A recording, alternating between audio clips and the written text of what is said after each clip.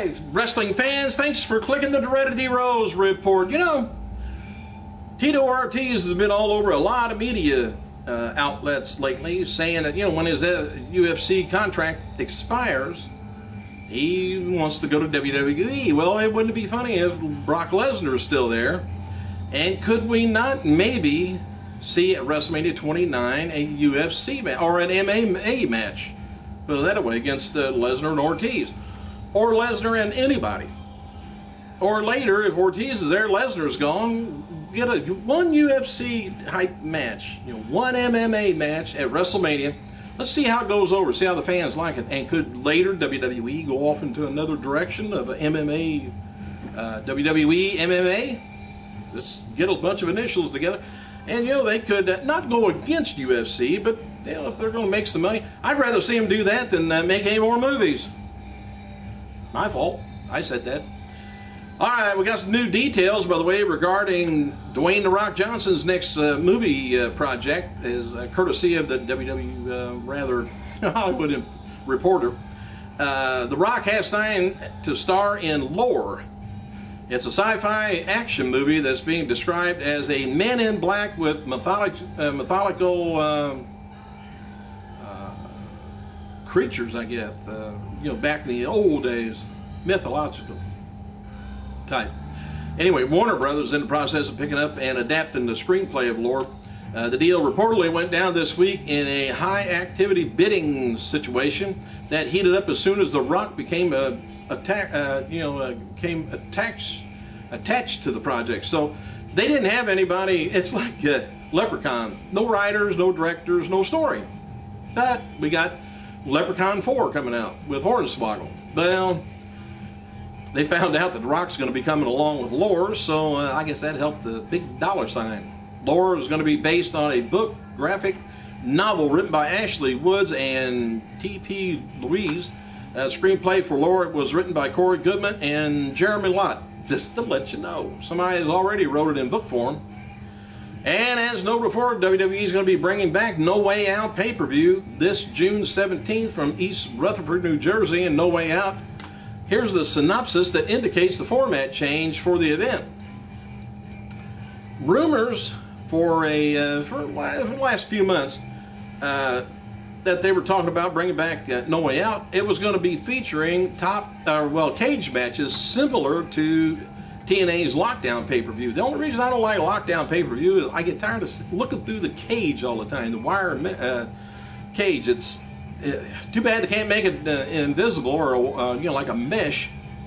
But anyway, the synopsis below indicates cage matches with various stipulations. And here's the DVD synopsis. It says, after a 3-year hiatus, WWE No Way Out is back and recharged. The annual pay-per-view event that became notorious for its brutal main event steel cage matches gets reincarnated, but this time the superstars of WWE is going to be taking the thematic event a step further as they find new and inventive ways to prevent opponents from escaping. A little different. I don't mind a little different. All stipulations in place, which could include maybe lumberjack match, strap match, chain match, steel cage, handcuff matches, and more. It's going to be causing chaos even outside the ring. All right, WWE's website has a new storyline article up looking at how Lord Tensai has won his Raw matches by referee stoppage. WWE Dr. Chris Annam talked to the website about referees stopping the matches. He said referees have been instructed by the physicians, athletic directors on how to recognize signs and symptoms of being no longer able to compete, such as head trauma or other injuries. So if any superstar shows any signs of the symptoms, the match is stopped immediately per protocol. And then the superstar is examined by the physicians and athletic trainers. Before referee Charles Robinson spoke about how Tensai is a beast cut from a different cloth, and said during the Raw squash matches over like Yoshi Tatsu was showing signs of head trauma, so he stopped the match. And as seen on Tuesday's live SmackDown taping, Kane attacked Cowboy Bob Orton and then attacked his son Randy Orton. And WWE website's got a storyline up indicating that both Ortons were taken to a medical facility on Tuesday night for treatment. Oh, I'm so upset and nervous. According to the article, Dr. Michael Sampson examined them both before releasing them Tuesday night. Orton suffered bruising and abrasions, and the doctor requested x-rays, possibly an MRI, to further, for further diagnosis. It was later noted that by Josh Matthews that Orton's dad suffered abdomen injuries. And regarding Randy Orton's injury from the attack, they wrote, onslaught. Randy Orton suffered on his back abdomen thanks to the Big Red Monster's metal pipe. Also, after visual bruising and abrasions, with a history of the Apex Predator back problem, including herniated disc injury that took him out of action, Dr. Sampson stressed that every precaution is going to be taking place before more concrete diagnosis is determined. And I hope they have nothing to do with concrete. Mick Foley commented on traveling for WWE this week. He said, 1,700 miles in 3 days has given me a much clearer image of what I'm willing and not willing to do for WWE. Fog is finally lifting. WWE DVD on The Undertaker's WrestleMania streak that comes out in a few months is going to be a 4 DVD disc set and 3 on Blu-ray. The feud between Kane and Orton will end up at WWE's Extreme Rules pay-per-view. No word on yet what's the plan for either superstar. Last word was Orton's wasn't scheduled for a world title feud, but until later this year. So they might be just going to fight for the hell of it. WWE returns to Tokyo, Japan for SmackDown events August 9th and 10th this year, and synopsis for the WWE $10 or $9.99 DVD on John Cena. That's part of the new Superstar collection. The Cena DVD comes out with Zack Ryder's on July 3rd.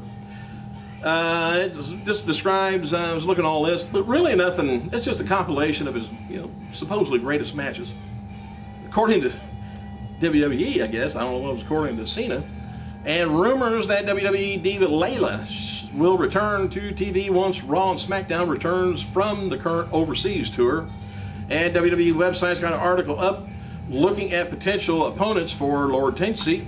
The list is, this would be interesting, the list contains Ryback, Sheamus, Yoshitatsu again, Kane, Brodus Clay, and John Cena.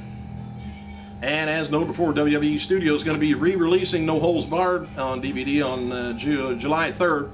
DVD is going to be priced at $10.49. Not bad. Unless you got it on VHS, then hell with it. A THQ representative told Twitter that there are currently no plans for including the 2012 Hall of Famer Yokozuna in the WWE 13 DVD game that's coming out. WWE 13 is going to be reportedly have a nostalgia element to it, but won't focus on Yoko's era. Former WWE Tag Team Champion Sir Mo returns 48 today. And tonight's WWE SmackDown broadcast is going to be the replay of Tuesday's live event. World, so I got 5 minutes left. Let me see if I can just fill this up full of nonsense.